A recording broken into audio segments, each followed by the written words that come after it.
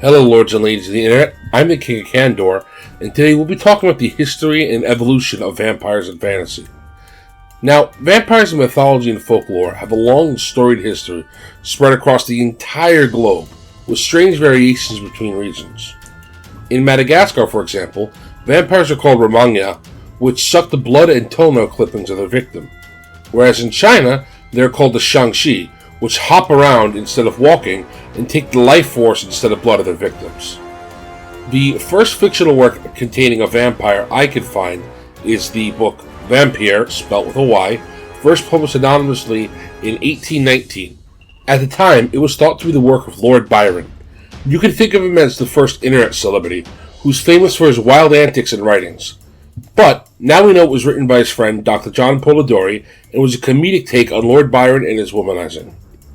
However, when we speak of vampires, we mostly mean the traditional European vampire, inspired by Bram Stoker's 1897 book, Dracula. Bram Stoker studied extensively Transylvanian folklore and history when writing his book and infused that culture into it. Often online, you will see them referred to as Nosferatu, with a claim that this is the Romanian word for vampire. I spoke to my Romanian friend and he provided some clarification that the word in question was Nosferut, which means to suffer, as in to put up with. So Nosferatu is not really a vampire, more like an insufferable person.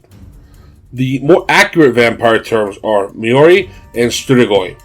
Maori describes monsters that were once dead, and Strigoi are spirits that were once dead and now inhabit the body of a monster, more like a werewolf.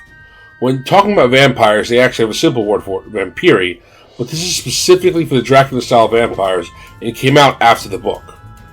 A quick side note on the name Dracula. You may have heard that this name is related to Vlad Dracul, or Vlad the Impaler, and that that's what inspired Stoker. This is flat out wrong. We have hundreds of pages of Stoker's notes, and not one of them mentions Vlad as Dracula's namesake. Stoker appears to have forgotten the name from Whitby's Public Library while holidaying there, picking it because he thought it meant the devil in Romanian. He does make a reference that's most likely to Vlad the Impaler, but Stoker didn't double down on it.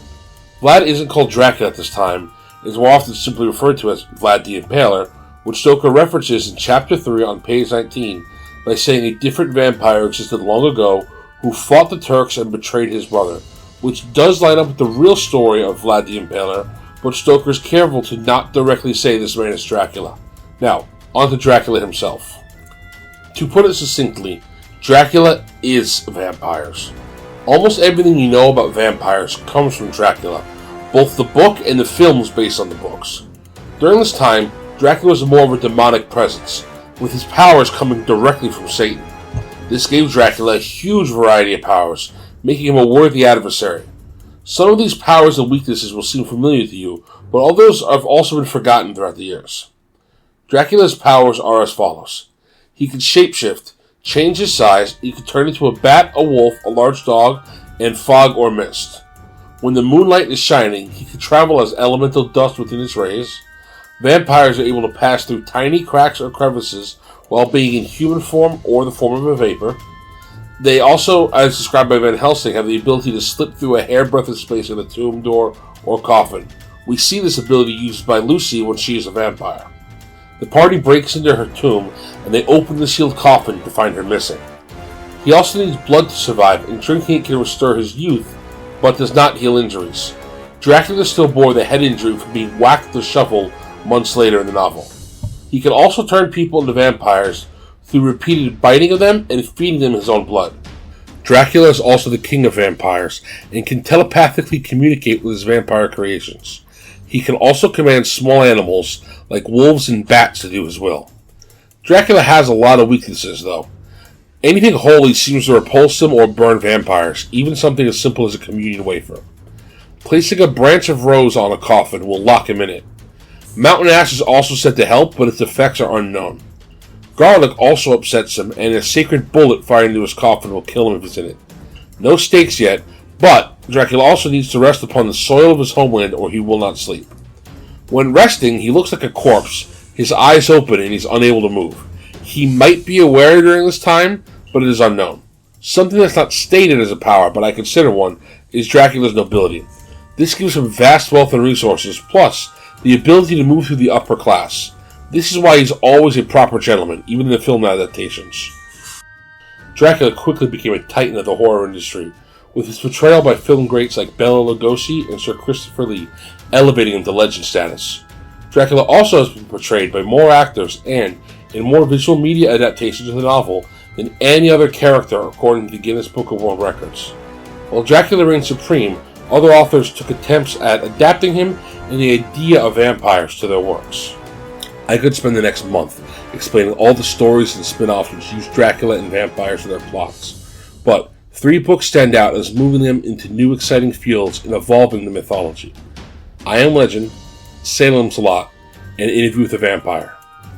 Starting with I Am Legend, written by Richard Matheson in 1953, this book foretells of a great plague which turned the infected victims into vampires.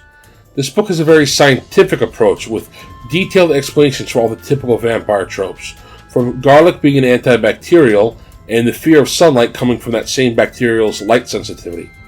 I Am Legend introduced science to these vampires, which will be very important later on, but it also set the groundwork for the zombie apocalypse movie genre and media thereon.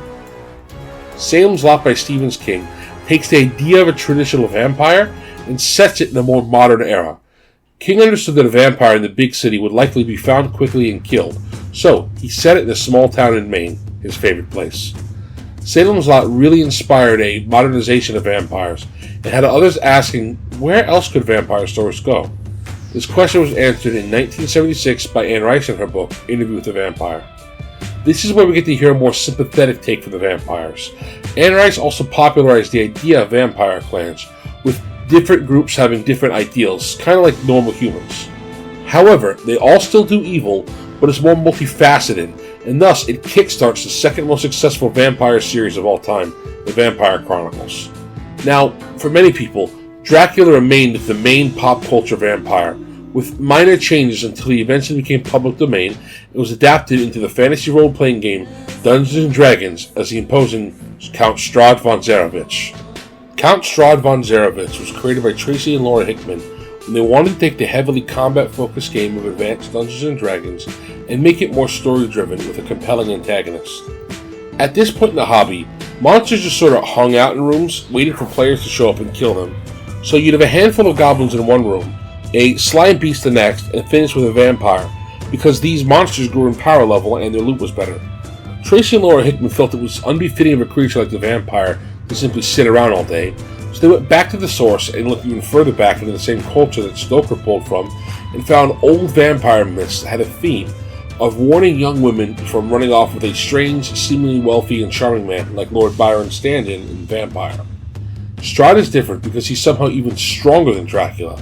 He exists in the town of Barovia and literally controls it and the surrounding lands. This is his personal domain. It is a prison where he's both the warden and the prisoner.